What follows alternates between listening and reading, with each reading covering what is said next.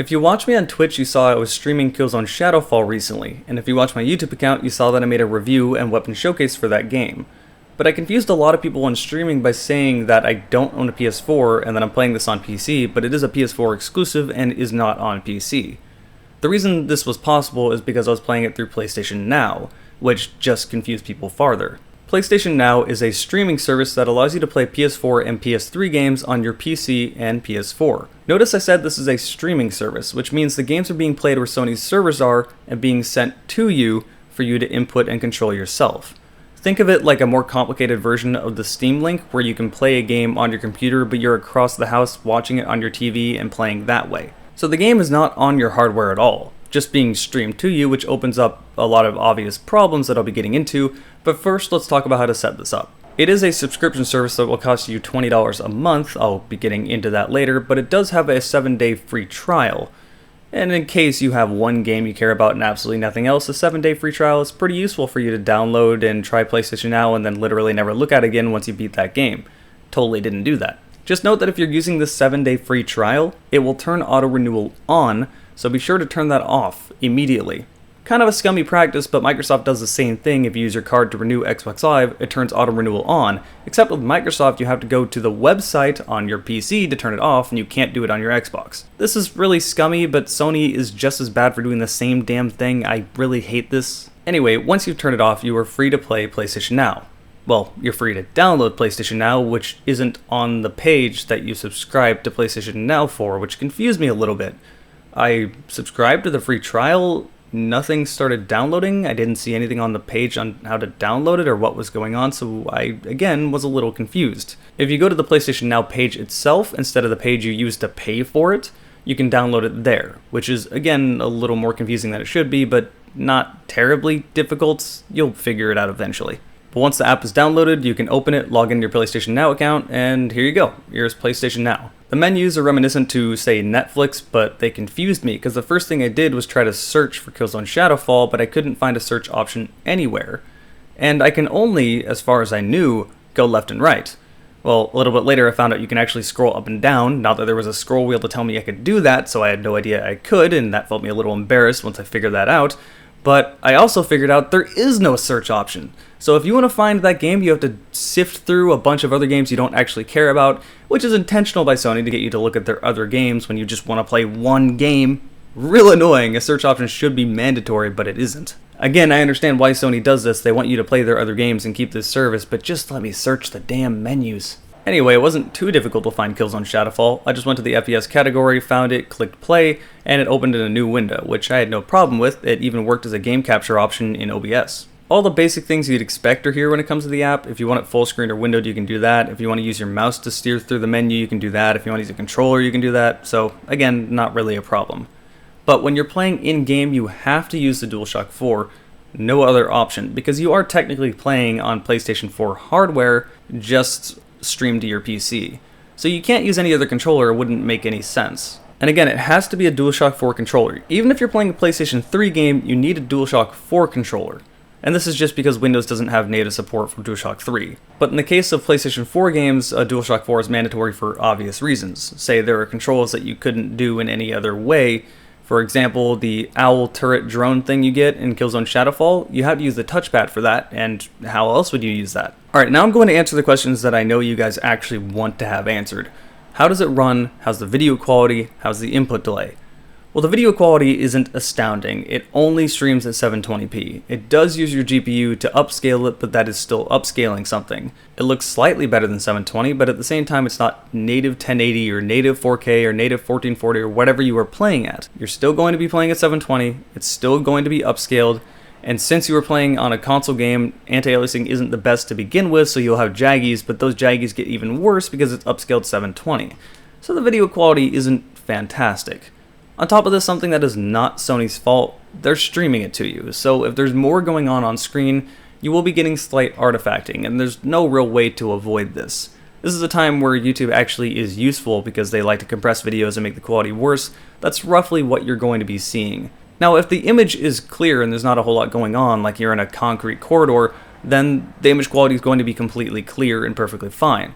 But if you're in a situation where, say, you're in a dense forest with a lot of lighting and trees moving, then you might start getting some artifacting. It's like, say, you're watching a basketball game and someone wins and confetti comes down, you notice that the video quality suddenly drops.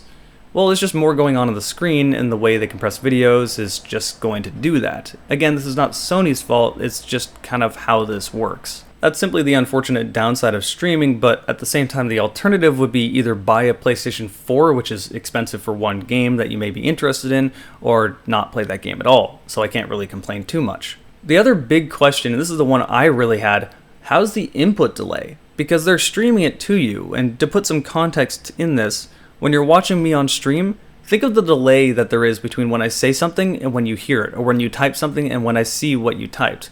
Now imagine trying to play with that delay on a controller. It wouldn't work, so Sony obviously has to find a way to make it to have as little input delay as possible. Surprisingly, it doesn't feel that bad. It's definitely there and you can slightly feel it, but it's easier to see how bad it is by listening to it, because there is some audio input delay if you really pay attention. I'm going to play a few clips and you'll be able to tell.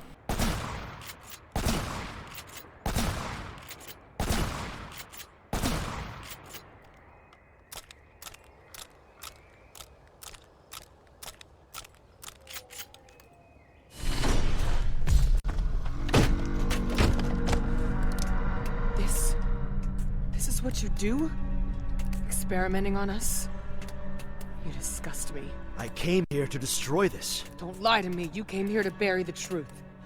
Wasn't destroying Helgen enough? I will not see any more innocents die. That audio delay is about the amount of input delay you're going to be getting with a controller. It's definitely playable for a single player experience, although you might kind of oversteer your aim every once in a while, but if you're getting a game for multiplayer, I would not recommend this. And again, for single player, it worked fine. The alternative is simply buying a PS4 you have no interest in or not playing the game at all.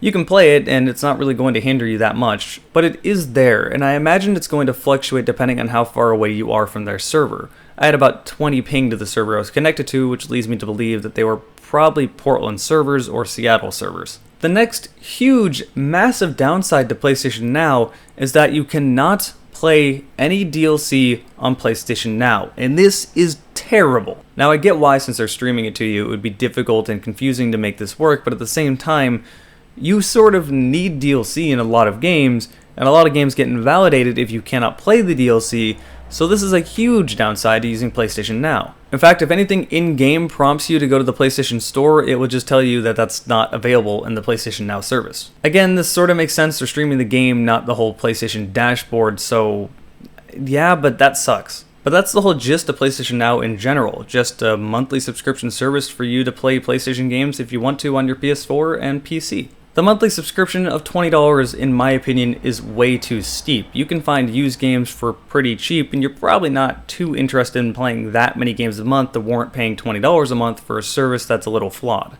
I guess this ultimately depends on how much you play games, but $20, again, is a little too steep. If it was maybe $10, then I could totally see it. At least that's what I was going to say up until something they announced recently, that they're going to allow PS4 users to download games onto their PS4 and play it off their hardware, which changes everything. No longer is there input delay, no longer are you dealing with 720p only. This pretty much invalidates all the problems I had with the PlayStation Now service as long as you're playing on PS4. On PC, it's still not really worth it, but also at the same time, you don't really have any option if you want to play a PlayStation 4 game on PC unless you just buy a PS4, and again, the only game on PS4 I care about is Shadowfall because I'm a shooters guy, and there's just not really many good shooters on PlayStation 4. First-person shooters, I should say. That's a genre that's largely controlled by the PC market, and of course it would be. A mouse and keyboard is just simply better than that for a controller, so it makes sense. Again, if you really want to play PS4 games on PC, but don't have the money for a PS4, or simply don't want to get a PS4 for like 2 games you actually care about because everything else you can play on PC but better, then this isn't really a bad alternative as long as it's a single-player game. It works, and it does have some downsides, and I do commend Sony for managing to get this to work as it does, but again, it's not a flawless experience. It's flawless enough to get me to forget its problems as I'm playing the game, but you're not really experiencing the game in its full original intended purpose. So I guess that's the whole loadout on PlayStation Now. For those of you still interested in more PlayStation games, I am going to be streaming the Resistance trilogy and making a retrospective of those games coming up soon, so if you want to check me out on Twitch, my Twitch is twitch.tv/Jarek4GamingDragon. And again, a huge thanks goes out to my patrons. If you want to come help me out on Patreon, patreon.com/Jarek4, I have 2 different tiers, one of which is to do 2 different patron streams a month, so you can come play with me on my Twitch. And the other one is to get early access to my videos. By the way, Twitch subs also get this access, so if you subscribe on Twitch, you're pretty much doing the same thing. Thanks all you guys for watching this video. I'm going to be going back to streaming tomorrow, and I hope to see you there.